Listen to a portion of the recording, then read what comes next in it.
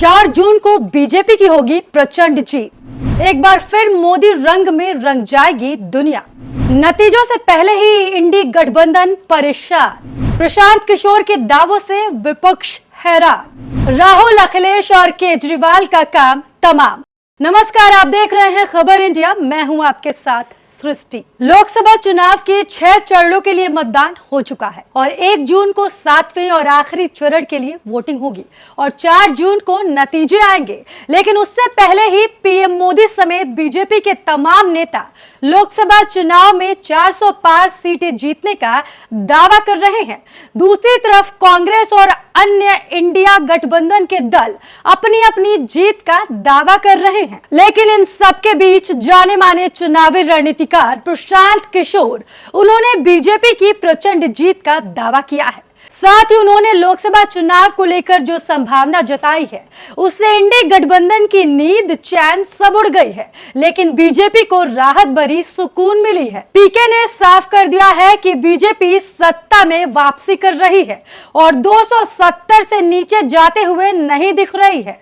हालांकि प्रशांत किशोर ने बीते दिनों कई सारी बातें कही, जगह जगह इंटरव्यू दिए और इस दौरान पीके ने 5 ऐसी बातें कही जिससे बीजेपी को राहत मिली है। साथ ही विपक्ष की टेंशन और भी ज्यादा बढ़ गई है। वो क्या बातें हैं हम आपको बताएंगे, लेकिन उससे पहले एक नजर जरा प्रशांत किशोर पर डाल लेते हैं। प्रशांत किशोर की राजनीतिक यात्रा की शुरुआत 2011 में हुई, जब उन्होंने गुजरात के तत्कालीन मुख्यमंत्री और मौजूदा प्रधानमंत्री नरेंद्र मोदी के लिए चुनावी रणनीतियां बनाई। 2014 के लोकसभा चुनाव में मोदी की ऐतिहासिक जीत के पीछे प्रशांत किशोर की रणनीति का बड़ा योगदान माना जाता है।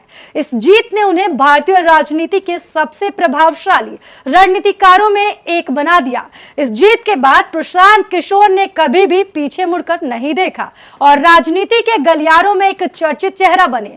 न सिर्फ देश बल्कि विदेशी मीडिया में भी प्रशांत किशोर छा गए।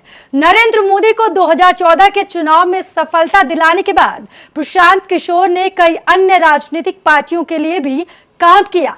2015 के बिहार विधानसभा चुनाव में उन्होंने महागठबंधन राजद, जदयू, कांग्रेस के लिए रणनीति बनाई।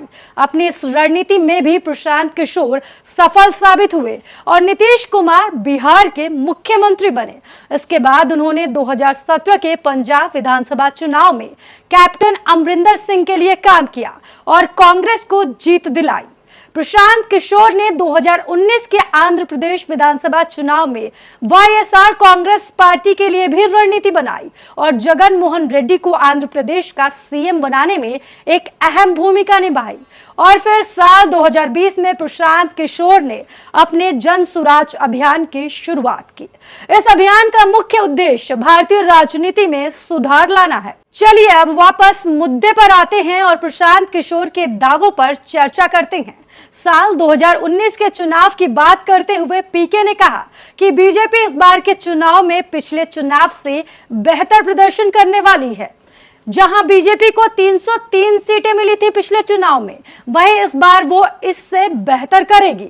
वहीं दूसरी बड़ी बात प्रशांत किशोर ने यह भी कही कि बीजेपी को इस बार साउथ के राज्यों में ज्यादा सीटें मिल सकती हैं। पीके का दावा है कि बीजेपी ईस्ट और साउथ के राज्यों में भी बेहतर प्रदर्शन कर रही है। वहीं अगर बिहार, ओडिशा, बंगाल, तमिलनाडु, तेलंगाना, केरल और आंध्र प्रदेश की बात करें तो बीजेपी के पास अभी 50 सीटें हैं, लेकिन इन राज्यों में बीजेपी का वोट प्रतिशत और सीटें दोनों बढ़ रही है। पीके का तीसरा बड़ा दावा जिसने विपक्ष की हालत खस्ता कर दी है। पीके का यह दावा यूपी को लेकर है। पीके के मुताबिक कुछ लोगों का कहना है कि यूपी में बीजेपी की सीटें कम हो रही हैं। इन लोगों को याद रखना चाहिए कि 2019 में बीजेपी को बिहार और यूपी से तकरीबन 25 सीटों का नुकसान हुआ था। तब सपा और बसपा मिलकर चुनाव लड़ी थी।